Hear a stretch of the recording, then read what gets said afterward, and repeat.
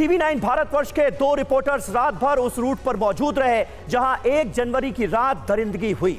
अब आपको सुरभि शर्मा और श्रद्धा चतुर्वेदी की कराल और कंझावला के रूट की एक और रिपोर्ट दिखाते हैं। इस रिपोर्ट में भी कई चौंकाने वाली जानकारियां सामने आई हैं। अब जो रिपोर्ट हम आपको दिखाने जा रहे हैं, यह सुबह 3 बजे की रिपोर्ट है। कंझावला की उन सड़कों की, उस हॉरर रूट की रिपोर्ट देखिए सुबह 3 बजे की।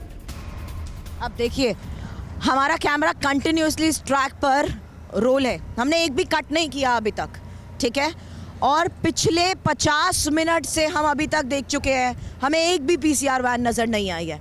कंझावला का ये पूरा ट्रैक हम चाहें तो इस एरिया को स्पीड अप करते हुए आसानी से कवर कर सकते हैं, लेकिन हम ऐसा नहीं करेंगे। रात के वक्त भी, वक्त कोई भी हो, सेफ ड्राइव करना चाहिए। और यही वजह है कि आप और हम हेलमेट पहनते हुए, बाकायदा ये श्योर करते हुए कि हम सेफ्टी नॉर्म्स को फॉलो करते हुए इस ग्राउंड रियलिटी को हमारे दर्शकों के सामने रखें। लेकिन इस ग्राउंड रियलिटी में ये हकीकत अभी भी बहुत हैरान करने वाली है कि जिस ट्रैक पर अभी तक मामले के इन्वेस्टिगेशन को लेकर जब टीम्स यहाँ पर सीनियर ऑफिसर्स के साथ मौजूद थी, तो हर 500 मीटर की दूरी पर हमें पुलिस गश्त करती हुई नजर आई थी। लेकिन पिछले कई घंटों से, यकीन मानिए 2 से 4 का वो वक्त हमने इसीलिए चुना क्योंकि ये वक्त इस पूरे मामले को देखते हुए बहुत क्रूशियल है। और पिछले 1 घंटे से हमें यहाँ पर एक भी पुलिस की गाड़ी नज़र नहीं आई है। नज़र आ रही है तो सिर्फ कमर्शियल गाड़ियाँ, नज़र आ रहे हैं तो ट्रक, कुछ 2 व्हीलर्स और कुछ ज़्यादातर गाड़ियाँ जो डिपर मारते हुए हमने देखा। जब हमें ओवरटेक कर रही थी तो हम वाकई सेफ फील नहीं कर रहे थे। 12 से 13 किलोमीटर का एरिया सुरभि, लड़की को पूरी तरीके से घसीटा जा रहा है। लड़के कह रहे हैं कि हमें पता ही नहीं चला। आप सोचिए, एक बड़ा सवाल कि कैसे पता नहीं चला। मतलब काफ़ी सारे सवालों के बीच एक ये सवाल है, और जो लगातार परिवार कह रहा है कि नहीं नहीं, ये कुछ इसमें कुछ ज़रूर छिपा हुआ है जो हमसे छिपाया जा रहा है। और सवाल इसलिए क्योंकि उनको बॉडी की शिनाख्त नहीं कराई गई थी, बिल्कुल शिनाख्त नहीं कराई गई है। और लगातार जो मामा जी से चाहे बात कर ली जाए, चाहे माँ से बात कर ली जाए, वो यही कह रहे हैं हम डरे हुए हैं, हम चाहते हैं कि पूरी जाँच की जाए और जाँच के साथ साथ जो फैसला है सच सामने आए, सही फैसला किया जाए ताकि आगे आने वाले समय में ऐसी घटना ना हो। सवाल यही कि जब निर्भया घटना हुई थी तभी भी ये भरोसा दिलाया गया था कि अब ऐसी घटना नहीं होगी। 2022, 2012 से 2022 और 2023 में हम सब पर प्रवेश करते हैं।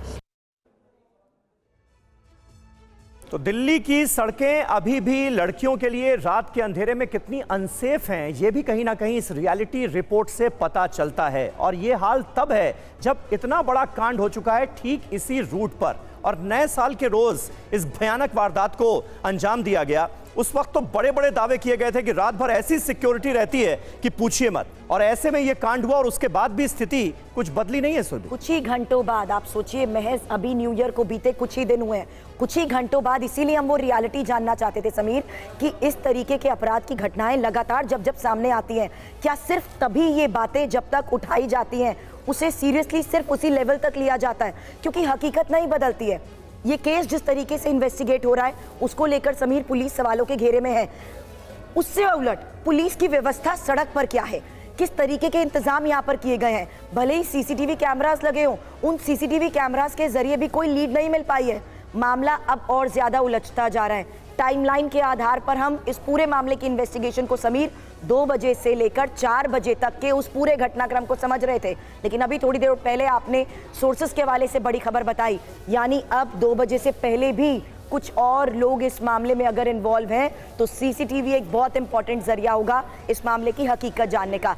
रहा सवाल उस ग्राउंड रियलिटी का जो मैं अभी कुछ घंटे पहले फेसअप करके आई हूँ समीर, इस पूरे ट्रैक पर मैंने सिर्फ पुलिस को गश्त करते हुए तब देखा जब शालिनी सिंह वहां पर मौजूद थी। शालिनी सिंह की मौजूदगी में पुलिस ऑफिसर्स की एक टीम बकायदा पेट्रोलिंग करती रही। लेकिन इस पुलिस टीम के जाने के बाद वहां पर कोई गाड़ी पूरे 13 किलोमीटर के स्ट्रेच में महज 3 पीसीआर वैन, जिन्होंने ना हमें रोका, ना हमसे पूछा, ना ये जानने की कोशिश की कि इस ट्रैक पर अकेले गुजरते हुए क्या ये हमारे लिए सेफ है या नहीं। बिल्कुल, तो ये है दिल्ली की सड़कों पर सेफ्टी का आलम, सुरक्षा का आलम, वो भी इतना बड़ा कांड होने के बाद। नए साल की रात जो कुछ हुआ उसके बाद दिल्ली पुलिस के इकबाल पर भी सवाल उठ रहे हैं कि इतनी बड़ी घटना हो गई। 12-13 किलोमीटर के इस रूट पर वो लड़की कार के नीचे फंसी रही, लेकिन किसी पुलिस वाले की निगाह इस पर पड़ी नहीं। इतना बड़ा कांड होने के बाद यह है दशा दिल्ली की सड़कों पर लोगों की सुरक्षा की।